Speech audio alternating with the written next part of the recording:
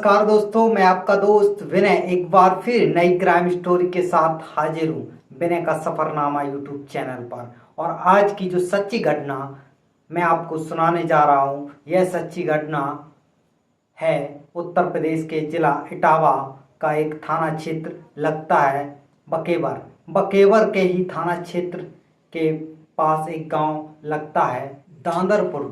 गांव के ही रहने वाले पप्पू महाराज जो कि मुकुट मणि शास्त्री जी से फ़ोन करते हैं और फ़ोन करके पूछते हैं कि शास्त्री जी आप कहाँ हैं।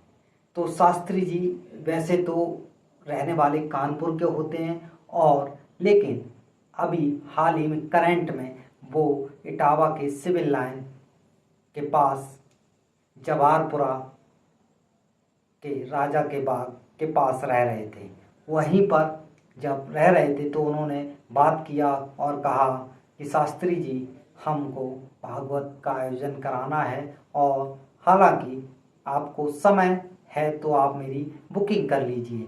इसी बात को देखते हुए जब शास्त्री जी कहते हैं क्यों ना, हम लोग तो फ्री हैं, आप बताइए मैं आपकी बुकिंग कर लेता हूँ। तभी इन्हीं बातों के सिलसिले को आगे बढ़ाते हुए जो पप्पू महाराज होते हैं वह कहते हैं ठीक है, आप मेरी 21 जून 2025 की तारीख तय कर लीजिए और समय सीमा पर आ जाइएगा।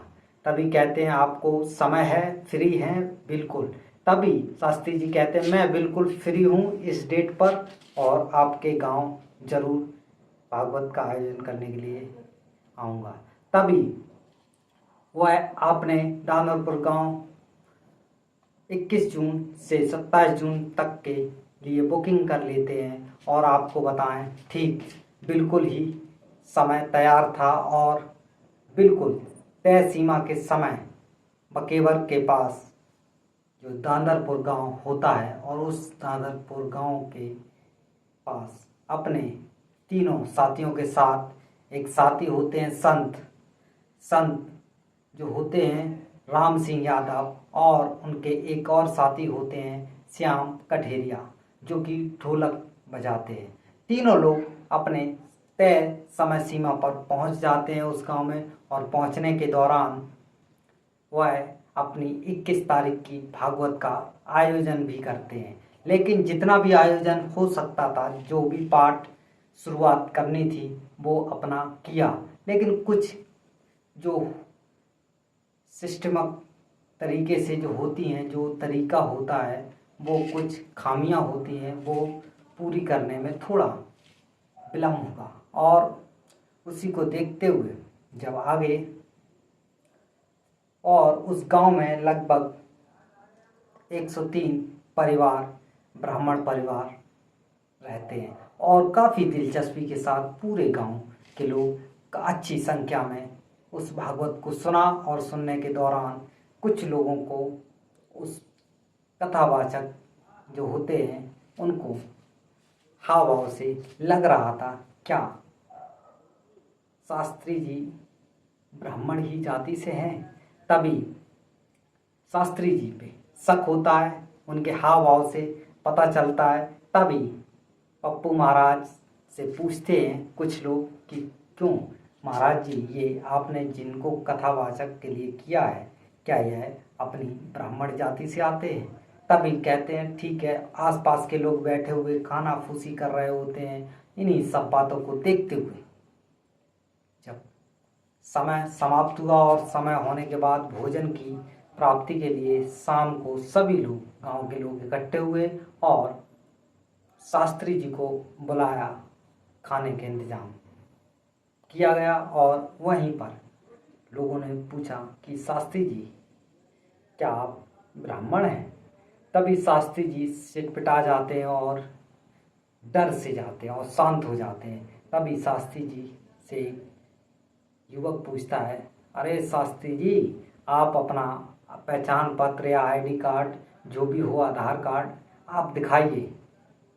तो शास्त्री जी कहते हैं ये तो मेरा घर पर रह गया। लेकिन तभी शास्त्री जी थोड़े सहमे हुए होते हैं, और कुछ लोग ऐसे ही कुछ सिलसिला बातचीत का चल ही रहा था। उन्हीं में से कुछ युवक चार निकल के आते हैं और शास्त्री जी से कहते हैं, सुनो शास्त्री जी, तो आपकी जाति क्या है?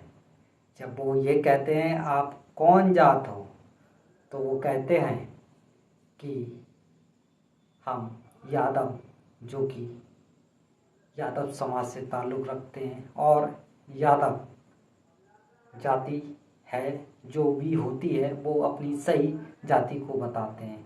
तो इस जाति को बताने के बाद जो चार युवक होते हैं उन पर काफ़ी नाराज़ होते हैं और उन पर हाथापाई करने का प्रयास करते हैं, जो कि 21 साल का एक नौजवान आशीष नाम का युवक उन पर, और एक उसका साथी होता है उत्तम, जिसकी उम्र 19 वर्ष के आसपास होगी, और एक उसका ही साथी होता है प्रथम मनु,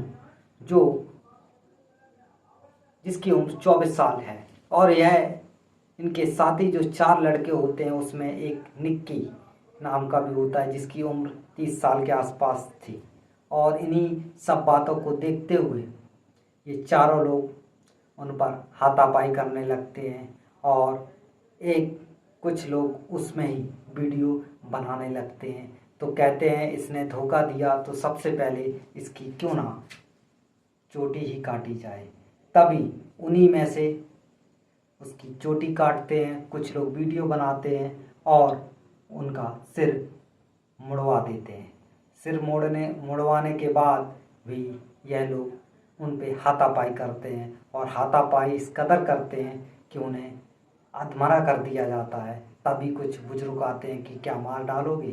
तभी कहते हैं अभी कुछ नहीं हुआ। कहते हैं बुलाओ माता जी को और पैर पकड़ के माफ़ी मंगवाएंगे। और इन्हीं सब बातों को देखते हुए तभी नाक रगड़कर पैरों से, जब ये सब सामने हुआ और वीडियो बना रहे थे जो लोग लड़के थे, इन्हीं सब बातों को देखते हुए काफ़ी निर्मम तरीके से इन लोगों ने उनके साथ ये घटना जो हुई है। और उसके बाद यह जो घटना का वीडियो सोशल मीडिया पर काफ़ी वायरल हुआ और फेसबुक, इंस्टा, जितना भी इंटरनेट पर वायरल हो गया।